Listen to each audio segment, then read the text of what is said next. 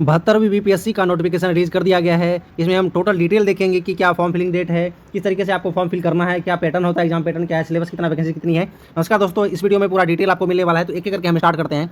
72वीं BPSC जो कि आयोग ने अपने ऑफिशियल वेबसाइट पे नोटिस रिलीज कर दिया गया है। अगर आप देखेंगे कि स्टार्ट कब होने वाला है, 7 मई से स्टार्ट होने वाला है, 5 मई जो आज है वो नोटिस अपलोड कर दिया गया है। आप डिटेल में भी एडवर्टीजमेंट और शॉर्ट नोटिस भी देख सकते हैं। और क्लोजिंग डेट जो है फॉर्म फिलिंग का वो है 31 मई। वैकेंसी जो है ठीक ठाक वैकेंसी है, 1230 वैकेंसीज टोटल सारे कैटेगरी मिला के, सारे पोस्ट मिला के रखी गई है।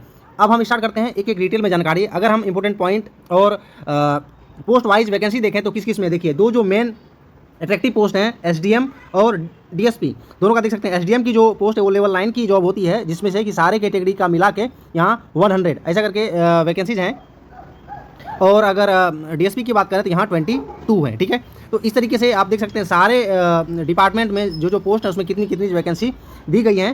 लास्ट में अगर हम देखें तो जैसा कि जब आप शॉर्ट नोटिस देखेंगे तो वहाँ मेंशन किया हुआ है कि 1230 पोस्ट की वैकेंसी निकाली गई है। अलग अलग डिपार्टमेंट में अलग अलग पोस्ट अपने अनुसार जो आपका एम है उसको आप देख सकते हैं टोटल कितनी वैकेंसीज यहाँ सब टोटल आपको दिख रहा है। और यहाँ कैटेगरी वाइज भी आपको वैकेंसी यहाँ दिखेगी। ये तो वैकेंसी की बात होगी, मोटिवेशन की बात होगी। अब क्वालिफिकेशन, जो भी स्टूडेंट्स फॉर्म फिल करने वाले हैं उसको सबसे पहले ये देखना है कि वो एप्लीकेबल किसके लिए हैं, ठीक है। एक तो होता है जनरल, जो कि जिसमें से कि मैक्सिमम पोस्ट जो होता है वो इसी के अंतर्गत आता है। यानी आपको सिंपल ग्रेजुएशन की डिग्री चाहिए, चाहे वो सिंपल ग्रेजुएशन हो, बीए हो या बीटेक हो, कोई मायने नहीं रखता है। देख सकते हैं इसके इक्विवेलेंट जो परीक्षा में समकक्ष जो होगा उससे माना जाएगा कि आप एलिजिबल हैं फॉर्म फिल करने के लिए।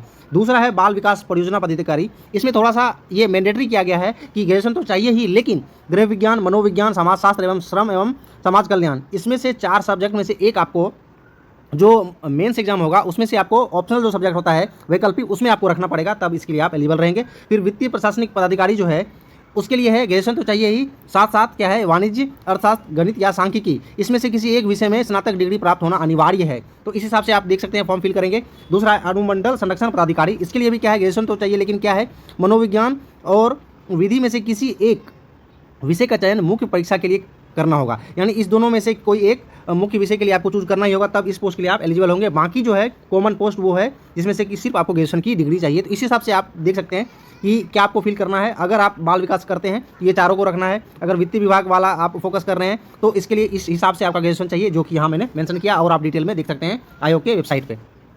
अब देखिए, अब फॉर्म फिल करने की बारी है। सबसे इंपॉर्टेंट है, जैसे ही आप ओपन करेंगे तो उसमें एक टाइमर सेट हो जाएगा कि इतने टाइम में आपको कंप्लीट करना है फॉर्म फिल करके। तो क्या होगा कि अगर आप डॉक्यूमेंट रेडी नहीं रखेंगे तो बार बार सेशन आउट होगा और आपको दिक्कत होने वाली है। इसलिए सबसे पहले आयोग ने क्या किया कि एक साथ सब चीज़ रख दिया है कि क्या क्या आपको एक साथ रखना है फॉर्म फिल करने बैठने से पहले, ताकि सब रेडी रखना आपको पेन ड्राइव में कि भाई अपलोड करने के समय अपलोड करेंगे जो भी है। तो क्या क्या रखना है, ईमेल आईडी और मोबाइल नंबर वो तो रखना ही है, जिसपे कि ओटीपी और मेल आ जा सके। कभी कभी क्या होता है कि मेल में दिक्कत होती है, स्टोरेज फुल होता है तो आपको मेल रिसीव नहीं होगा, तो आप आगे नहीं बढ़ पाएंगे, ठीक है। और आगे देख सकते हैं आप कि जो जो भी डॉक्यूमेंट है, जैसे कि 10th 12th और ग्रेजुएशन का जो भी मार्कशीट है या उसका मेन सर्टिफिकेट जो होता है उसको आपको पीडीएफ के फॉर्म में पहले से ही रखना है। और कितना उसका होना चाहिए देख सकते हैं 100 KB, 100 KB से ज़्यादा नहीं होना चाहिए इसका, ठीक है, लेंथ। तो 100 KB से कम रखना है, पीडीएफ फॉर्मेट में स्कैन कॉपी। उसके बाद आता है फोटो का क्राइटेरिया। फोटो जब भी यहाँ देख सकते हैं, जब भी वेबकैम लाइव फोटो जो अपलोड होगा उसमें क्या है कि बैकग्राउंड हल्का रंग या सफ़ेद रंग यहाँ मेंशन किया हुआ है। अगर ये बोल रहा है तो इतना ऐसा ही करना है, बाद बाकी हो सकता है कि आपको रिएक्शन का सामना करना पड़ जाए। उसके बाद जो अपलोड करेंगे सिग्नेचर हिंदी और इंग्लिश दोनों में इसमें होता है। हिंदी में भी आपको अपलोड करना पड़ेगा सिग्नेचर और इंग्लिश में भी। तो दोनों का जो डायमेंशन है वो है 220/100, 220/100 पिक्सल में होना चाहिए। और 15 KB मैक्सिमम साइज है, 15 KB। पीडीएफ का जो साइज़ था वो 100 KB है, जो कि डॉक्यूमेंट का आपका पीडीएफ होगा, चाहे कैटेगरी सर्टिफिकेट हो चाहे क्वालिफिकेशन सर्टिफिकेट हो। लेकिन अगर सिग्नेचर की बात करें तो वो 15 KB होगा, जो कि जेपीजी फॉर्मेट में होना चाहिए। इस हिसाब से आप नोट डाउन कर लें ताकि ये आपको रखना है। और फोटो के मामले में लाइव फोटो जो होगा उसमें बैकग्राउंड होना चाहिए वाइट या हल्के रंग का कोई होना चाहिए और बढ़िया लाइटिंग होनी चाहिए। कोई ब्लर या डिम लाइट में होगा तो यहाँ दिया गया आयोग की तरफ से कि रिएक्शन का सामना करना पड़ सकता है आपको, ठीक है। आगे देखते हैं रजिस्ट्रेशन मेथड क्या है। वन टाइम रजिस्ट्रेशन, आपको वन टाइम रजिस्ट्रेशन करना पड़ेगा। सारे डिटेल इसमें से आपके पूछे जाएंगे एक एक, तो वो आपको एक एक करके फिल करना है इसमें, ठीक है। जिसने पहले किया है उसको भी समीक्षा करनी है कि हाँ उसका सब चीज़ डिटेल दिया हुआ है, ठीक है। तो वन टाइम रजिस्ट्रेशन मैंडेटरी है, तभी आप अप्लाई ऑनलाइन पे जा पाएंगे। नेक्स्ट हम देखते हैं जो इंपॉर्टेंट पॉइंट और रखा है कि जब आप फॉर्म फिल करेंगे उसके बाद एप्लीकेशन प्रिंट का जो ऑप्शन आएगा, ठीक है। वन टाइम रजिस्ट्रेशन के बाद सब अपलोडिंग का ऑप्शन आएगा, जो मैंने बताया कि सब आपको एक एक करके क्वालिफिकेशन में अपलोड करना पड़ेगा, कैटेगरी सर्टिफिकेट में अपलोड करना पड़ेगा। वेबकैम जब चालू होगा तो आपको फोटो अपलोड वहाँ लाइव होगा। उसके बाद सिग्नेचर अपलोड होगा हिंदी और इंग्लिश दोनों में, मैंडेटरी साइज जो है उसी में। उसके बाद यहाँ लिखा हुआ है कि जो भी एप्लीकेशन होगा आपका वो आपको प्रिंट करना है, ठीक है। 2 प्रति निश्चित रूप से डाउनलोड कर प्रिंट करेंगे। आयोग द्वारा किसी भी समय आवश्यकता अनुसार मांगे जाने पर उम्मीदवार को उक्त हार्ड कॉपी एवं सभी संबंधित मूल प्रमाण पत्र निश्चित रूप से प्रस्तुत करना पड़ेगा। यानी लिखा हुआ है, आप इसको डाउनलोड करके रख सकते हैं, प्रिंट नहीं भी करेंगे तो चलेगा, लेकिन प्रिंट करके मतलब सेव करके इसको आपको सुरक्षित रखना है ताकि कभी भी काम पड़ सकता है, ठीक है।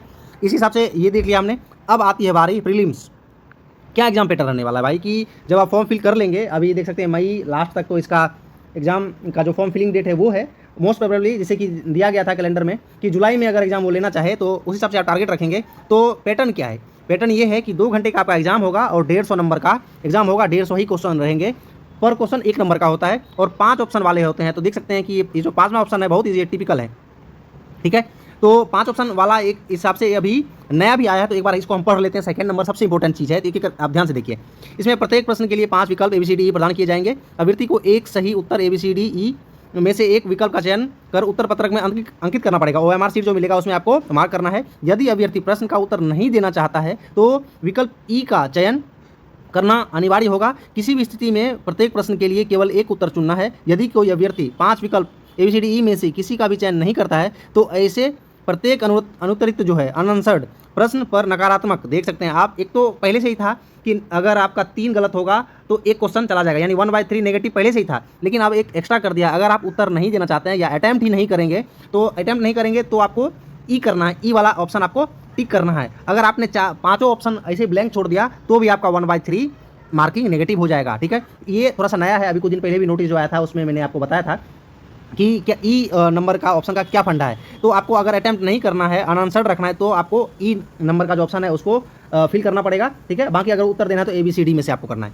उसके बाद क्या है कि ये तो 1/3 नया वाला है। उस नेक्स्ट है नेगेटिव मार्किंग। नेगेटिव मार्किंग भी है, प्रारंभिक परीक्षा में गलत उत्तर के लिए नकारात्मक अंकन, यानी नेगेटिव मार्किंग है, यानी 1/3 नेगेटिव मार्किंग। अगर 3 क्वेश्चन आपका गलत होता है तो एक सही वाला भी चला जाएगा। तो इस बार दोहरा है कि 1/3 उसमें भी है। अनआंसर्ड में अगर आप ब्लैंक छोड़ देते हैं, 5 जो उसका सर्कल है वो अगर कलर नहीं करते हैं तो भी 1/3। तो ये सबसे इंपॉर्टेंट है, ये आपको ध्यान रखना है। अब देखिए प्री जब होगा तो मेंस में 3 टाइप से है कि एक है जो कि ओपन वैकेंसी है, यानी उसमें कुछ मैंडेटरी नहीं है, सिंपल ग्रेजुएशन आपको चाहिए बस, और जो भी आपको ऑप्शनल चूज करना है अपनी मनमर्जी से चूज कीजिए, तो वो है। उसमें क्या है कि अगर टोटल देखें ऐसे तो 1100 का पेपर होगा, ठीक है। लेकिन 1100 में 1100 का जो है मेरिट में यूज नहीं होगा। ये जो हिंदी है 100 नंबर का, ये है आपका, देखिए यहाँ है प्रयोजनार्थ गणना नहीं की जाएगी, यानी मेधा में मेरिट लिस्ट में इसका ऐड नहीं होगा, इसमें आपको पास करना है। और दूसरा ऐच्छिक विषय जो है यानी ऑप्शनल वाला, ऐच्छिक में भी वही हाल है कि यहाँ भी लिखा हुआ है कि मेधा निर्धारण के प्रयोजनार्थ इसकी गणना नहीं की जाएगी। यानी ये दोनों जो देखिए, इसमें आपको पासिंग मार्क्स है, इसमें जो भी कट ऑफ आयोग के द्वारा निकलेगा वो आपको पार करना है। अब बाद बाकी और ऐच्छिक विषय जो होगा वो ऑब्जेक्टिव होगा। बाकी जो है 900 नंबर पे यहाँ मेन है कि 900 नंबर पे सिलेक्शन होने वाला है, मेरिट बनने वाला है। एक चीज़ और मैं बता दूं कि जब प्री का एग्जाम होगा, प्री के एग्जाम में जितनी भी वैकेंसी, जैसे कि अभी आयोग के द्वारा 1230 वैकेंसी दी गई है, तो उसके 10 गुना मेंस में बुलाया जाएगा। यहाँ देखिए लिखा हुआ है कि जो भी कुल संसूचित रिक्तियों की 10 गुनी होगी, यानी चयन का जो पैमाना होगा वो 10 गुने होगा, यानी मेंस के लिए, यानी 12,300 कैंडिडेट को अभी के अनुसार क्वालिफाई करवाया जाएगा मेंस के लिए कैटेगरी वाइज, ठीक है। और देखिए मेंस में ये वाला है कि 900 नंबर पे आपका मेरिट बनेगा।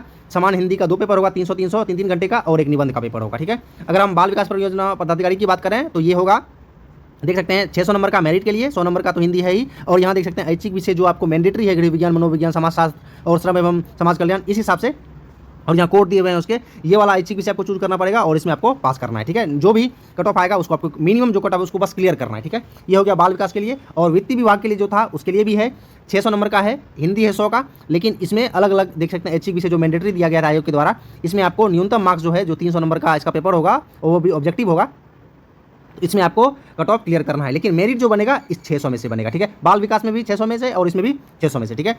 नेक्स्ट हम देखते हैं जो ऑप्शनल का चक्कर है, ठीक है। ओपन जो वैकेंसी है जिसमें सिंपल ग्रेजुएशन चाहिए, उसमें देख सकते हैं कितने सारे ऑप्शनल वाले सब्जेक्ट हैं, और जब आप फॉर्म फिल करेंगे तो आपसे मांगेगा कि ऑप्शनल वाला सब्जेक्ट बताओ भाई। तो ये कोड है ऑप्शनल का, तो आपको जो भी ऑप्शनल चूज करना है वो यहाँ आपको कोड मेंशन करना पड़ेगा कि 21 नंबर दर्शन शास्त्र है, 22 नंबर भौतिकी है, इस हिसाब से आपको कोड नोट कर लेना है, ये आपको कोड वहाँ रखना है, ठीक है।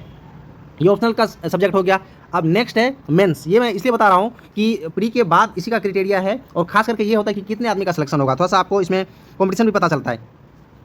जैसे कि प्री में 10 गुना था, वैसे ही मेंस में जो ओपन वैकेंसी है जिसमें से कि 900 नंबर पे मेरिट बनने वाला है, उसमें से 2.5 गुना वैकेंसी के 2.5 गुना जो है वो आपको बुलाया जाएगा। किसके लिए, देख सकते हैं व्यक्तिगत परीक्षण, यानी इंटरव्यू के लिए 2.5 गुना कैंडिडेट को ही बुलाया जाएगा। यानी मान सकते हैं आप कितने लगभग 3000 से 3200 कैंडिडेट को ही बुलाया जाएगा, ठीक है। और जो कि इंटरव्यू कितने नंबर का होता है, 120 नंबर का होता है, ठीक है। 120 नंबर का इंटरव्यू होगा, ठीक है, लेकिन 2.5 गुना कैंडिडेट को उसमें बुलाया जाएगा। मेरिट जो 900 नंबर पे बनने वाला है, और बाल विकास में 600 पे, और वित्त विभाग में भी 600 पे, ठीक है। यहाँ देखिए, व्यक्तिगत परीक्षण हेतु आमंत्रित उम्मीदवारों को व्यक्तित्व परीक्षण में भाग लेना अनिवार्य है, अन्यथा वे अंतिम परीक्षा फल हेतु बनाए जाने वाले मेधावी सूची में से शामिल नहीं की जाएंगे। यानी इंटरव्यू तो मैंडेटरी है, तो सबको पता है। तो इसमें मैंने देख सकते हैं कि एक एक चीज़ इसमें से डिस्कस किया है कि क्या एग्जाम पैटर्न है। वो तो अभी मेंस और इंटरव्यू दूर की बात है, थोड़ा सा अभी उसमें टाइम लगने वाला है। मेन यहाँ आप फोकस करेंगे कि ये जो पॉइंट है कि एक साथ आप टारगेट सेट कर लीजिए कि इतनी वैकेंसीज है, आपको ये वाली पोस्ट चाहिए, ये वाला ऑप्शनल चाहिए, वो आप पहले क्लियर करें। अभी 2 दिन का स्टार्ट होने में भी 1 दिन का समय अभी बाकी है, 6 तारीख का।